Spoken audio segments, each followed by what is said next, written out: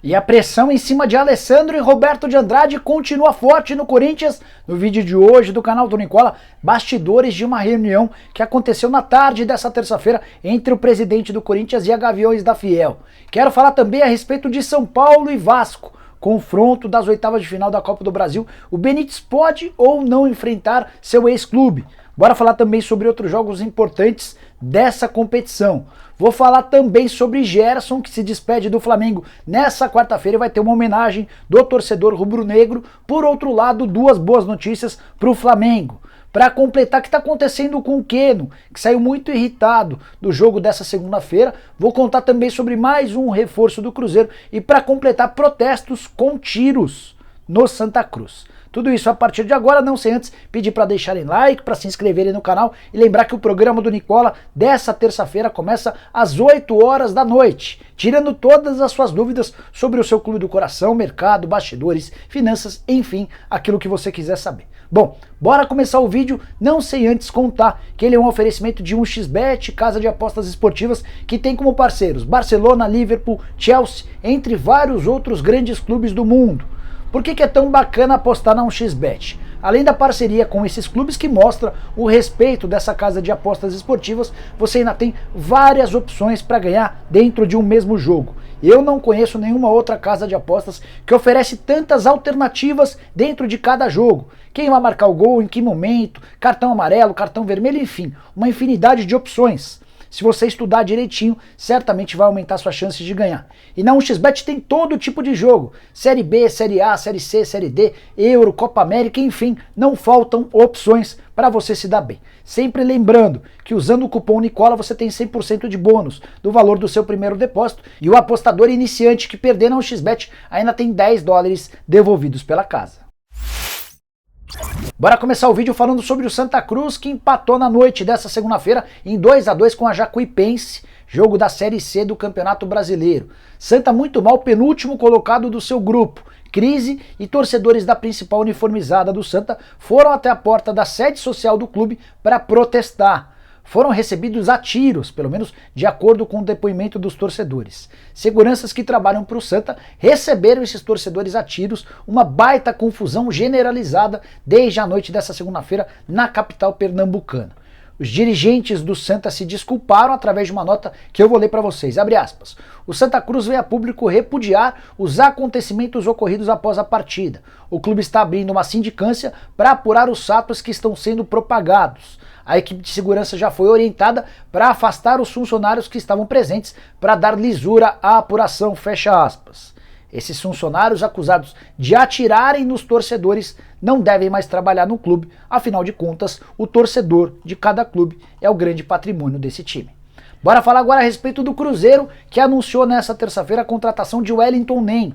Cruzeiro, em caráter de emergência, está tentando contratar o máximo de reforços possíveis, porque sabe que nos próximos dias virá mais uma punição da FIFA que vai impedi-lo de contratar atletas. O Cruzeiro dificilmente vai conseguir 7 milhões de reais até o dia 28 de junho em relação ao pagamento do defensor do Uruguai pelo Arrascaeta, e a punição vai ser a proibição de inscrição de jogadores. O Wellington Nem é o 13º reforço do Cruzeiro na atual temporada. A Raposa ainda está atrás de mais jogadores do CSA, não consegui descobrir o nome dos interessados. O Wellington Nem assinou contrato com o Cruzeiro até dezembro do ano que vem.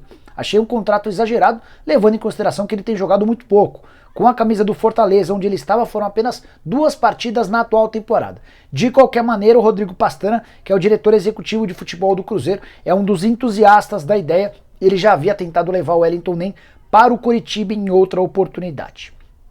Bora mudar de assunto e falar sobre o rival do Cruzeiro, o Atlético Mineiro. Queria contar mais especificamente sobre a fase muito ruim do Keno, que desde a mudança do comando técnico caiu demais.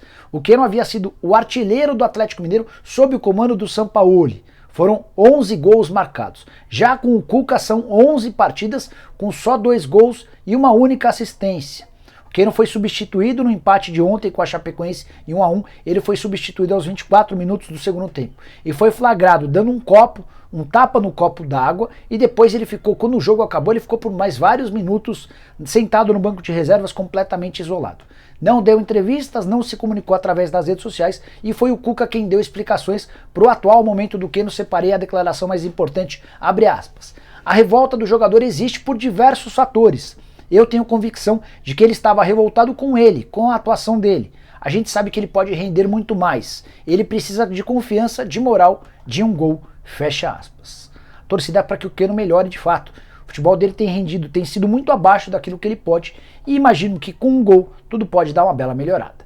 Bora falar agora sobre Gerson, que se despede do Flamengo na noite dessa quarta-feira, 7 da noite no Maracanã, confronto contra o Fortaleza, válido pelo Campeonato Brasileiro. Gerson, a partir do dia 24, passa a ser jogador do Olympique de Marselha, negócio fechado por 20 milhões de euros, sendo 11 milhões de euros pagos à vista e outros 9 milhões de euros financiados, parcelados ao longo de 3 anos. O Flamengo ainda pode faturar mais 5 milhões de euros de acordo com bônus por desempenho, dependendo da disposição e do nível de atuação do Gerson por lá. O Flamengo ainda ficou com 20% do valor de uma venda futura, é bom pontuar todos esses detalhes. Queria contar sobre a homenagem que parte da torcida do Flamengo preparou. Como vocês sabem, não pode ter torcida no estádio, mas uma das organizadas, a Urubuzada, preparou um grande bandeirão com a imagem do Gerson, que já inclusive está no Maracanã. Esse bandeirão, além da imagem do Gerson, traz referências ao Joker e ao Vapo, que foram duas situações que marcaram muito a passagem do meio-campista com a camisa do rubro-negro, passagem espetacular. Não só dentro de campo, também como lado financeiro, foi comprado por 12 milhões de euros, está sendo vendido por 20 e pode garantir ainda mais grana nos próximos dias. Antes de mudar de assunto, só contar que o torcedor do Flamengo vai ter duas boas notícias para essa quarta-feira. De acordo com a Flá TV, durante a transmissão do sorteio da Copa do Brasil, houve a informação de que Gerson, ou melhor, de que Pedro e Thiago Maia foram relacionados para o confronto. Thiago Maia, depois de um longo período de ausência, se recuperando de uma cirurgia, e o Pedro recuperado também de Covid-19. São dois ótimos reforços que o Rogério Ceni passa a ter a partir dessa quarta-feira. O Thiago Maia, inclusive, pode ser o maior candidato a substituir o Gerson nas próximas partidas. Por falar no sorteio, ficou definido nessa quarta-feira os confrontos das oitavas de final da Copa do Brasil. Vou contar para vocês. São Paulo e Vasco, Fluminense e Criciúma, Grêmio e Vitória, CRB e Fortaleza, Flamengo e ABC, Atlético Paranaense e Atlético Goianiense, Bahia e Atlético Mineiro, além de Juazeirense e Santos. Só 2 confrontos reunindo times da primeira divisão, o Atlético Paranaense e o Atlético Goianiense, além de Bahia e Atlético Mineiro. Todos os outros de times da primeira contra algum time da segunda, da terceira ou da quarta divisão. Isso porque a gente tinha 3 times da Série B, o Vitória, o CRB e o Vasco, um time da Série C, o Criciúma, além de 2 times da Série D, o ABC e também a Juazeirense. Para mim, os maiores sortudos do sorteio foram o Santos, que pegou a Juazeirense, e o Flamengo, que pegou o ABC. Bom, um confronto que promete é esse Vasco e São Paulo. E durante a live que a gente fez para transmitir o sorteio, muito torcedor vascaíno quis saber se o São Paulo vai poder ou não utilizar o Benítez. E a perspectiva ou a impressão poderia estar baseada, por exemplo, em alguns empréstimos recentes. Do Rodinei, por exemplo, que pertencia ao Flamengo e foi para o Inter.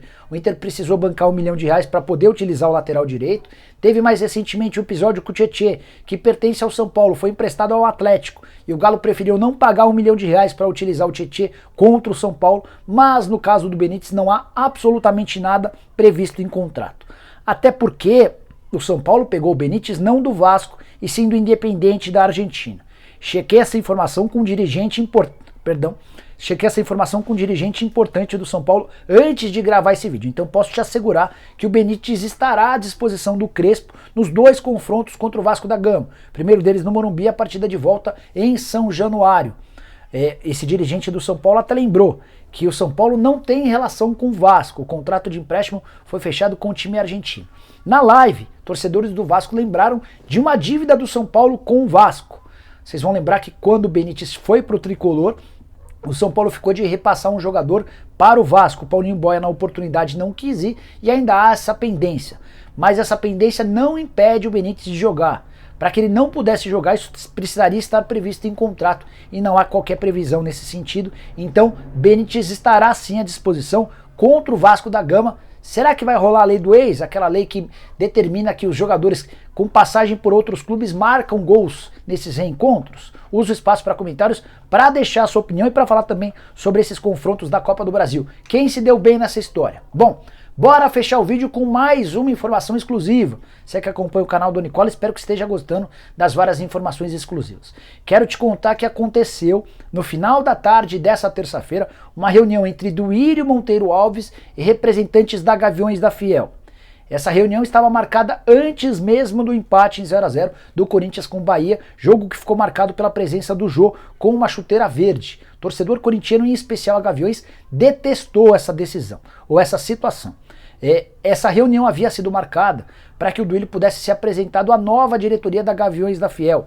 Houve uma eleição recente, há uma nova composição entre os membros da Gaviões e o Duílio vai ser apresentado. Mas ouvi de uma pessoa do Corinthians que, além dessa apresentação formal, o principal tema da conversa foi a pressão da Gaviões da Fiel, que é a principal organizada do Corinthians, pela demissão de Alessandro e Roberto de Andrade. Por quê?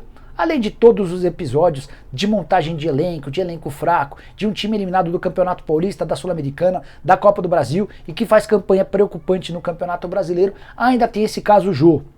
Os torcedores da Gaviões estão inconformados com o fato de os dirigentes, o Roberto como diretor de futebol e o Alessandro como gerente, terem permitido que um atleta do Corinthians entrasse em campo com uma chuteira verde. Eles não aceitam e querem que alguém pague por essa situação. O Corinthians já anunciou de forma oficial a aplicação de uma multa no Jô, isso não convenceu os torcedores. E o Duílio mais uma vez foi cobrado para demitir esses dois executivos, não, só o Alessandro é executivo. O Roberto de Andrade é um dirigente estatutário, não é remunerado para tal. De qualquer maneira, quero te contar que a pressão é grande, não sei até quando o Duílio vai ser capaz de continuar bancando os dois dirigentes à frente do timão.